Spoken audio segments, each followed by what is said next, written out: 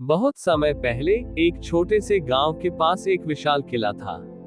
किले में एक महान राजा निवास करता था जो अपनी समझदारी, साहस और न्याय के लिए प्रसिद्ध था। वह राजा ने अपने जीवन में अनेक युद्ध जीते और अपने राज्य को समृद्ध किया। लेकिन अचानक एक दिन उस राजा का निधन हो गया और उसका खजाना गायब हो गया। किले के भीतर और आसपास के क्षेत्र में कई खोजबीन की गई, लेकिन खजाना कहीं नहीं मिला। कई वर्षों तक उस खजाने के बारे में कोई जानकारी नहीं मिली, लेकिन एक दिन गांव के एक युवा लड़के अर्जुन को अपने दादा से उस खजाने के बारे में एक पुरानी कहानी सुनने को मिली।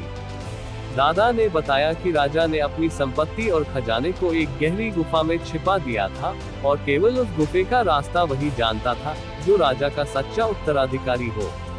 अर्जुन ने ठान लिया कि वह उस खजाने को खोजेगा ताकि उसकी कहानी सच्ची साबित हो सके। वह अपनी यात्रा पर निकल पड़ा और कई कठिनाइयों का सामना किया। जंगल, पहाड़ और नदी पार करते हुए वह उस गुफे तक पहुंचा जहां राजा का खजाना छुपा हुआ था। रास्ते में उसे कई चुनौतियों का सामना करना पड़ा, जिनमें खतरनाक जानवर, प्राचीन जाल और पहेलियां शामिल थीं। अर्जुन को गुफा में प्रवेश करने से पहले राजा की एक अंतिम परीक्षा से गुजरना पड़ा। गुफे के दरवाजे पर एक शिला पर एक रहस्यमयी लकीर बनी हुई थी, जिसके पास एक शेर का चित्र था। अर्जुन ने ध्यान से उस चित्र को देखा और समझ लिया कि उसे अपनी शौर्य और साहस का प्रदर्शन करना होगा। जैसे ही उसने शेर की तरह दहाड़ मारी, शिला हिलने लगी और गुफे का दरवाजा खुल गया। अर्जुन गुफे के भीतर पहुंचा और देखा कि खजाना सच में वहां था, लेकिन वह केवल सोने चांदी का खजाना नहीं था। वहां राजा की ज्ञान से भरी पुस्तकें, युद्ध की रणनीतियां और प्राचीन मूर्तियां भी थीं, जिनसे उस समय के जीवन का गहरा समझ प्राप्त होती थी।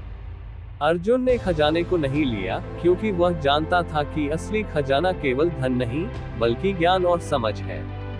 उसने राजा के खजाने को संरक्षित करने का निर्णय लिया और वापस गांव लौट आया, जहां उसने अपने अनुभवों और खजाने के महत्व को सभी के सामने रखा।